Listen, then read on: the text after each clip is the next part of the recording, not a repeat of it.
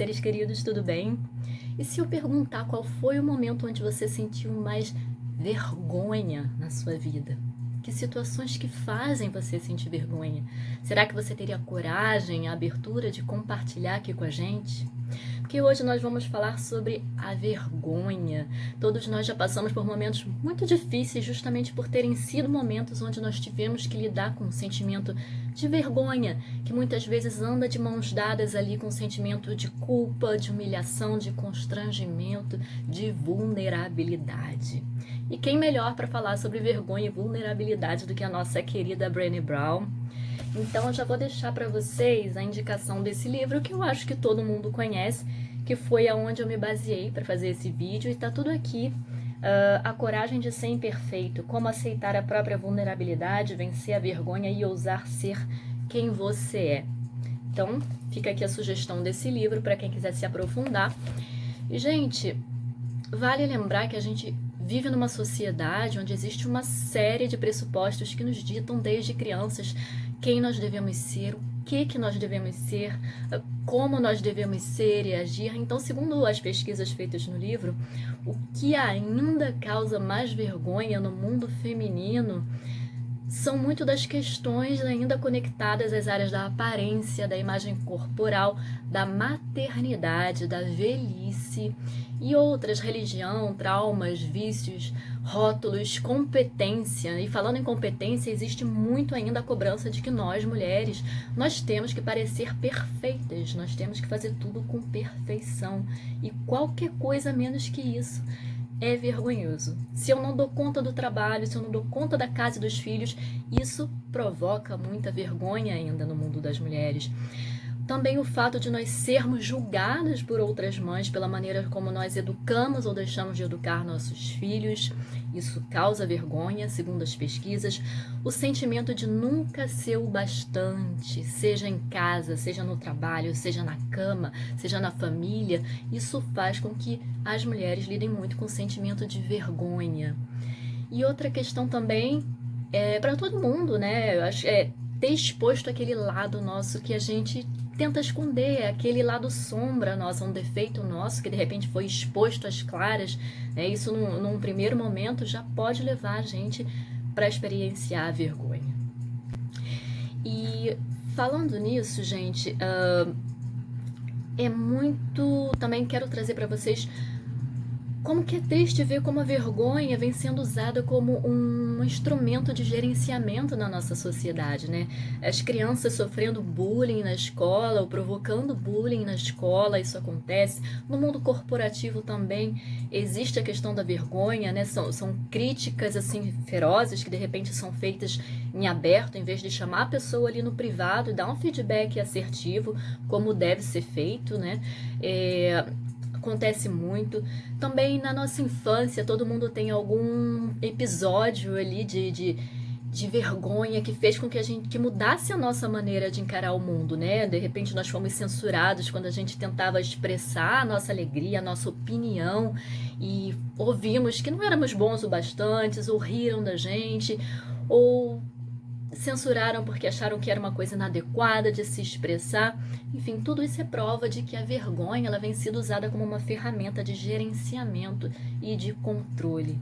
É por isso que nós devemos também educar muito os nossos filhos através da empatia, através do incentivo, da motivação, para fazer com que as nossas crianças elas desenvolvam um diálogo interno acolhedor e não um crítico interno, um juiz interno, né? Para que eles sejam pessoas mais autênticas, mais livres, mais verdadeiras, que lidem bem com seus erros e com os erros do próximo também, que cultivem uma capacidade de resiliência muito importante. Porque a vergonha, gente, todos nós sentimos vergonha em algum momento. A vergonha é universal, ninguém escapa de sentir vergonha na vida, né? É um dos sentimentos mais primitivos do ser humano. Claro, só não vai sentir vergonha, assim, pessoas com problemas relacionados a uma deficiência a nível da empatia, pessoas com problemas de relacionamento. E todos nós temos medo de falar sobre a vergonha. Só que quanto menos a gente fala sobre a vergonha em aberto, mais controle ela vai ter sobre as nossas vidas. Enquanto ser humano, nós aqui, enquanto seres humanos, nós somos feitos para o amor. Todos os aspectos da nossa vida, o nosso psicológico, o nosso emocional, o nosso cognitivo, o nosso espiritual, eles são criados para o amor. Nós estamos aqui nessa jornada, nesse planeta, para nos relembrarmos de tudo que existe amor.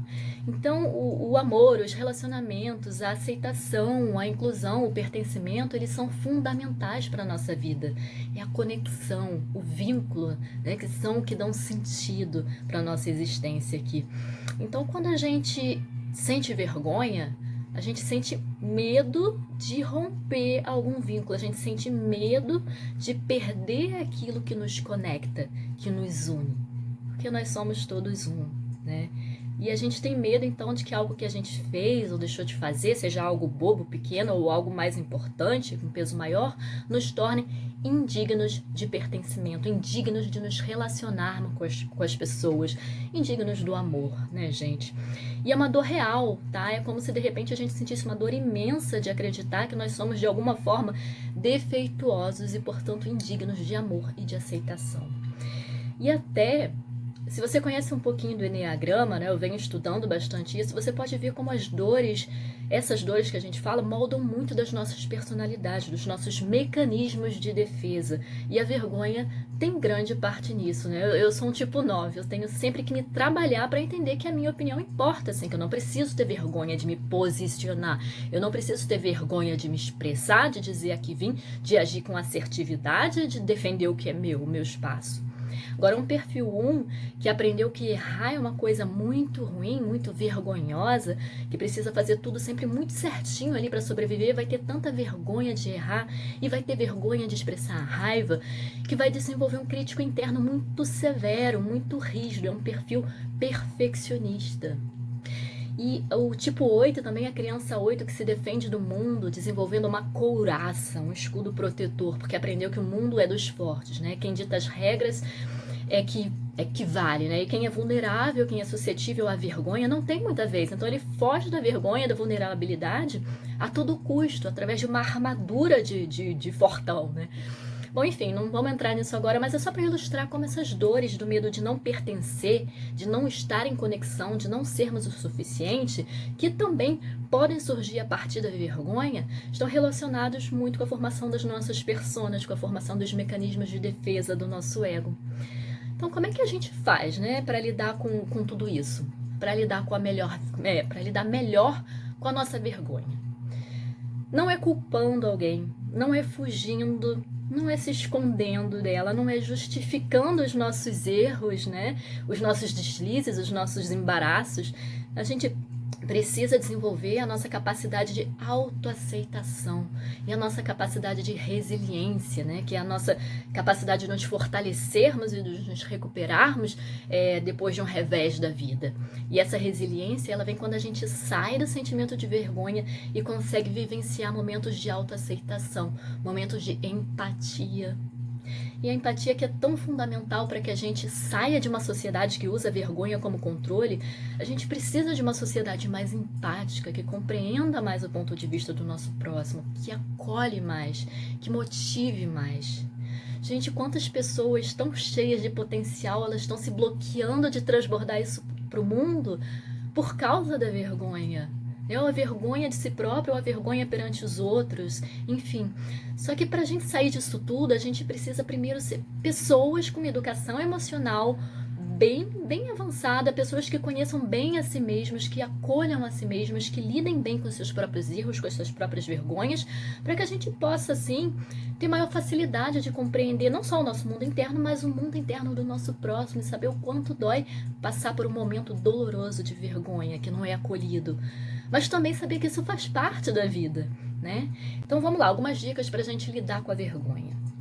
A gente precisa reconhecer a vergonha e compreender os seus mecanismos, né? Como que ela surgiu, de onde que ela veio, por que eu estou sentindo essa vergonha.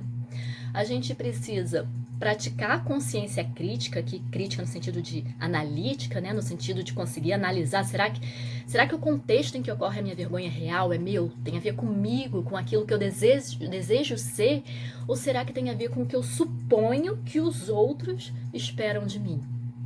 A gente precisa também ser acessível e não ter medo de reconhecer a sua história, de compartilhar essa história com alguém da sua confiança, alguém que tenha conquistado esse direito de saber sobre as suas vulnerabilidades, né? Porque a gente precisa estar conectado com os outros seres humanos para que a gente possa vivenciar a empatia.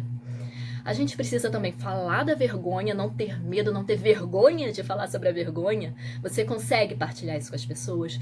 Muitas vezes, quando a gente partilha a nossa vulnerabilidade, a nossa vergonha, a gente desperta também nos outros a capacidade de aceitar e de lidar com as vergonhas que eles também escondiam, que eles também sufocavam. Quando alguém partilha sua vergonha com a gente se sente autorizada a partilhar a nossa também. E se todo mundo partilhasse isso com leveza, essas vergonhas teriam um poder cada vez menos paralisador do que já tem. Todo mundo se sentiria muito mais livre para serem quem elas são, para serem autênticas, para se conectarem com a verdade de cada um. A gente precisa trabalhar o nosso diálogo interno, né? Conversar com a gente mesmo da maneira com que faríamos com alguém que a gente ama e que a gente estivesse tentando encorajar. Pensa naquela sua melhor amiga, naquela sua best friend, aquela pessoa que você ama e que ela conta pra você algum deslize, alguma vergonha, algum momento, né, constrangedor, quanto aquilo tá sendo difícil pra ela. O que você faz? Normalmente a gente encoraja essa amiga a superar, a extrair um aprendizado, a reparar algo se necessário, né, aprender com a situação e tocar a vida em frente, né, vida que segue, faz parte. Mas será que você faz isso com você mesma? Você se acolhe? Você lida com leveza com as suas vergonhas? Gente, uma coisa é certa. E é uma das maiores frases sobre o assunto, né? De que é preciso muita, mas muita coragem para assumir as nossas vergonhas, para assumir a nossa vulnerabilidade. Não tem nada a ver com fraqueza, tem a ver com força, com coragem.